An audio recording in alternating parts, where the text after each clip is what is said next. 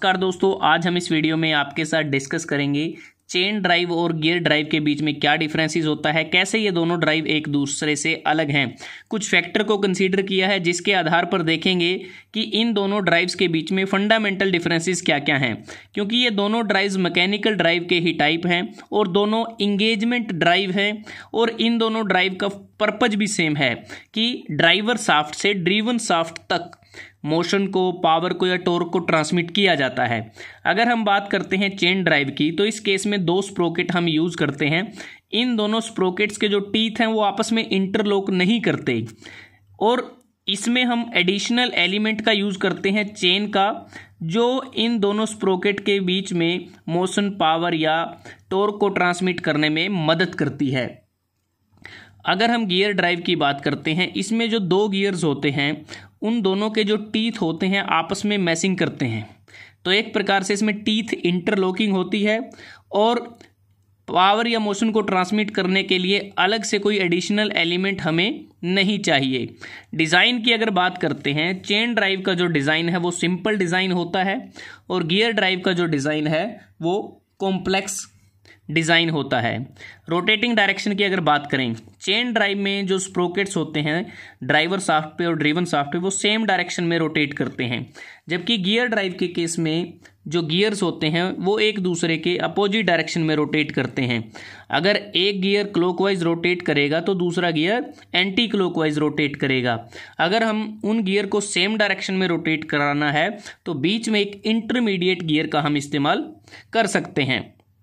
Type of drive की अगर हम बात करें, जो चेन ड्राइव है इसमें हम जो एडिशनल एलिमेंट या इंटरमीडिएट जो एलिमेंट है चेन का इस्तेमाल करते हैं, जिसके कारण क्या है कि एक फ्लेक्सिबल ड्राइव बन जाती है। और जो गियर ड्राइव है इसमें दो रिजिड बॉडी जो गियर्स होते हैं आपस में मैश करते हैं, तो ये एक रिजिड ड्राइव है। सेंटर डिस्टेंस की जो ड्राइवर शाफ्ट और ड्रीवन शाफ्ट होती है उनके बीच का जो डिस्टेंस है वो कितना रहता है। अगर हम चेन ड्राइव की बात करते हैं, ये स्मॉल से लेकर मीडियम डिस्टेंस तक ये सूटेबल रहती है।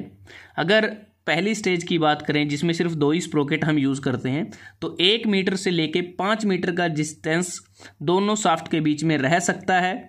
और अगर हमें इससे भी ज़्यादा सॉफ्ट डिस्टेंस चाहिए तो उस केस में हम बीच में इन दोनों स्प्रोकेट्स के कुछ आइडल स्पॉट्स का इस्तेमाल कर सकते हैं। और साथ ही साथ जो चेन ड्राइव होती है इसमें स्मॉल एरर को भी टॉलरेट किया जा सकता है कि अगर थोड़ा बहुत मिस अलाइनमेंट है उसको भी कंसिडर किया जा सकता है। अगर हम गियर ड्राइव की बात करते हैं, गियर ड्राइव को स्मॉल डिस्टेंस के लिए प्रेफर किया जाता है। जैसे ये डायग्राम आप देखें, ये वॉच का डायग्राम है, इसमें बिल्कुल दोनों शाफ्ट के बीच में बहुत थोड़ा ही डिफरेंस है। अगर इस डायग्राम को देखते हैं तो इन शाफ्ट्स के बीच में कम डिफरेंस है। तो एक प्रकार से जो गियर ड्राइव है ये स्मॉल डिस्टेंस के लिए ही प्रेफर की जाती है और इसमें प्रिसाइज अलाइनमेंट हम कह सकते हैं कि जो प्रिसाइज अलाइनमेंट हमें चाहिए, अगर इसमें थोड़ा सा भी मिस अलाइनमेंट हो जाता है तो ऐसी स्थिति में जो परफॉर्मेंस है वो डिग्रेड हो सकती है, कम हो सकती है। और अगर हमें थोड़े ज़्यादा डिस्टेंस के लिए अगर हमें पावर को, मोशन को ट्रांसमिट करना है तो उस केस में या बल्क साइज़ के गियर चाहिए या नंबर ऑफ़ गियर्स बढ़ जाएंगे, जिससे ज़्यादा स्पेस कंज्यूम होगा, सिस्टम का जो वेट है वो बढ़ जाएगा, पावर लॉसेस होंगे, एफिशिएंसी कम हो जाएगी अगर हम बीच में इंटरमीडिएट गियर का इस्तेमाल करते हैं। उसके बाद स्पीड रिडक्शन की अगर हम बात करें, चेन ड्राइव के केस में हाई स्पीड रिडक्शन पॉसिबल नहीं होती। ये बेसिकली इसमें जो स्पीड रिडक्शन है वो 1:1 से 1:5 के बीच में रहता है सिंगल स्टेज में। और गियर ड्राइव के केस में हम स्मॉल से लेकर हाई स्पीड रिडक्शन कर सकते हैं, क्योंकि इसमें हमें वाइड रेंज मिलती है स्पीड रिडक्शन की, जो 1:1 से 1:40 तक हो सकती है। अगर स्मॉल रिडक्शन करनी है तो हम स्पर गियर का इस्तेमाल कर सकते हैं, बेबल गियर का इस्तेमाल कर सकते हैं। अगर मीडियम स्पीड रिडक्शन करनी है तो हेलिकल गियर इस्तेमाल किए जा सकते हैं। अगर स्टीप स्पीड रिडक्शन करनी है तो हम वॉर्म गियर का इस्तेमाल कर सकते हैं। स्पीड रिडक्शन बेसिकली जो रोटेशनल स्पीड होती है उसकी स्टेपिंग डाउन हमें करनी होती है और ये सभी ड्राइव्स में संभव होता है।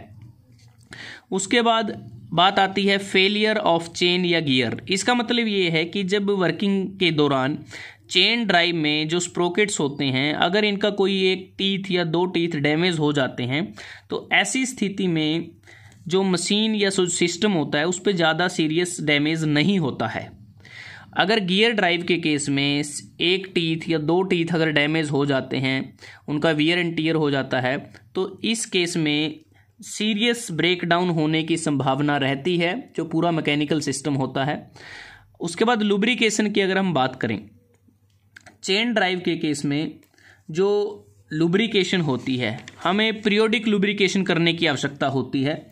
और इसमें हमें फुल लुब्रिकेशन करने की आवश्यकता नहीं होती, टाइमली कर सकते हैं। और अगर हम गियर ड्राइव की बात करते हैं तो गियर ड्राइव के केस में जो लुब्रिकेशन है वो हमें फुली लुब्रिकेशन इसमें करनी पड़ सकती है। इसका मतलब ये होता है कि अगर फुली लुब्रिकेशन की अगर हम बात करते हैं, जो गियर यूनिट है जैसा आपको इस डायग्राम में नज़र आ रहा है, वो कंप्लीटली भी लुब्रिकेटिंग ऑयल में इमर्स्ड हो सकते हैं या पार्शियली भी वो इमर्स्ड हो सकते हैं। अगर हमें बेस्ट परफॉर्मेंस चाहिए गियर ड्राइव के केस में, तो इसमें क्या है कि हमें फुल लुब्रिकेशन या फिर पार्शियल लुब्रिकेशन हम कर सकते हैं, और जिससे क्या होगा कि जो गियर ड्राइव है इसकी लाइफ भी लॉन्ग होगी और हैवी ड्यूटी एप्लीकेशन में भी बड़ी आसानी के साथ कार्य किया जा सकता है।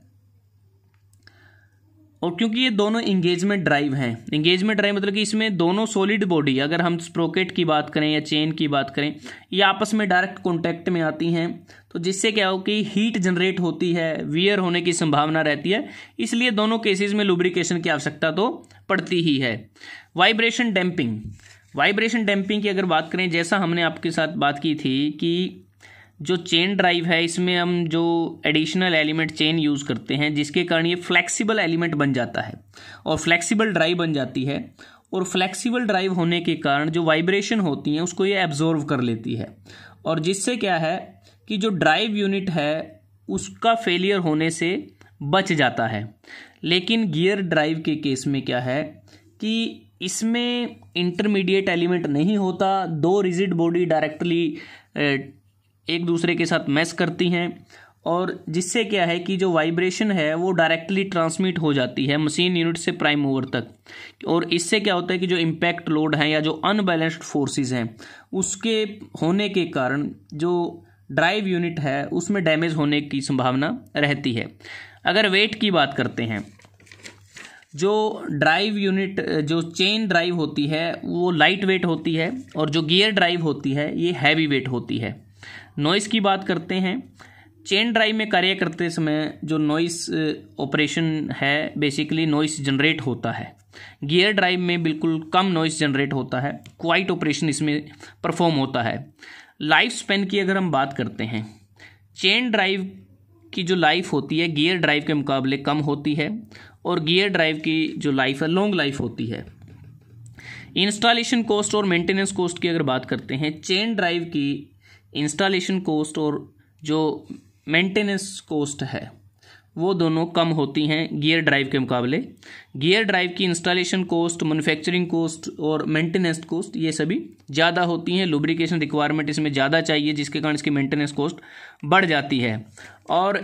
अगर हम यहाँ बात करते हैं पॉजिटिव ड्राइव की, पॉजिटिव ड्राइव की अगर बात करें, वैसे तो दोनों ही ड्राइव पॉजिटिव ड्राइव हैं क्योंकि जो चेन ड्राइव है ये बिल्कुल स्लिप फ्री होती है, इसमें स्लिप प्रोड्यूस नहीं होता, लेकिन फिर भी इसमें जो पॉलीगोनल इफेक्ट के कारण जो वेलोसिटी रेशियो है उसमें मार्जिनली चेंज आ जाता है, तो जिसके कारण क्या है कि हमें कांस्टेंट जो वेलोसिटी है वो नहीं मिलती। और जो गियर ड्राइव है इस केस में कांस्टेंट वेलोसिटी रेशियो हमें मिलती है जिसके कारण ये पॉजिटिव ड्राइव है, क्योंकि जो कांस्टेंट स्पीड है वो हमें कुछ एप्लीकेशन में रिक्वायरमेंट होती है, जैसे जब लेथ मशीन पे थ्रेड कटिंग की जाती है तो कांस्टेंट स्पीड हमें चाहिए, ऑटोमेटिक स्क्रूइंग करते हैं तब भी हमें कांस्टेंट स्पीड की रिक्वायरमेंट रहती है। उसके बाद बात करते हैं टाइप्स की। चेन ड्राइव के केस में हम जो अगर टाइप्स की बात करते हैं तो होस्टिंग और होलिंग चेन का इस्तेमाल कर सकते हैं, कन्वेयर चेन का इस्तेमाल कर सकते हैं, पावर ट्रांसमिशन चेन का इस्तेमाल कर सकते हैं। गियर ड्राइव के केस में हम आवश्यकता के अनुसार अलग अलग टाइप के गियर इस्तेमाल कर सकते हैं, जैसे स्पर गियर है, हेलिकल गियर है, बेवल गियर है, स्पाइरल गियर है, वोम एंड वोम व्हील है, रैक एंड पिनियन है। तो इस प्रकार से अगर एप्लीकेशन की बात करते हैं, जो चेन ड्राइव है इसका प्रयोग हम मेटल और वुड वर्किंग मशीनरी में करते हैं, रोड रोलर में करते हैं, बाईसाइकिल में, मोटरसाइकिल में, एग्रीकल्चर मशीनरी में, टेक्सटाइल मशीनरी में, मटेरियल हैंडलिंग इक्विपमेंट में, बिल्डिंग कंस्ट्रक्शन में, मटेरियल हैंडलिंग इक्विपमेंट और कन्वेयर में इसका इस्तेमाल किया जाता है। गियर ड्राइव का भी बहुत सारी एप्लीकेशंस हैं, व्हीकल्स में जो गियर बॉक्स होता है, रोलिंग मिल्स में, हैंड ड्रिल्स में, प्रिंटिंग मशीन में, पेपर इंडस्ट्री में, सीमेंट इंडस्ट्री में, माइनिंग इंडस्ट्री में, टॉयज में, रोबोट्स में, क्लॉक में, वॉचेस में। तो बहुत सारी एप्लीकेशंस हैं दोनों की, और दोनों का पर्पस तो सेम ही है, बट अपनी अपनी फंडामेंटल डिफरेंसेस के कारण अलग अलग एप्लीकेशंस हैं दोनों की। अगर आपको ये वीडियो अच्छा लगा, आप इसको लाइक कर सकते हैं, शेयर कर सकते हैं अपने दोस्तों के साथ, स्टूडेंट्स के साथ, और जल्द ही हाजिर होते हैं एक नए वीडियो के साथ। तब तक के लिए धन्यवाद। आपका दिन शुभ रहे।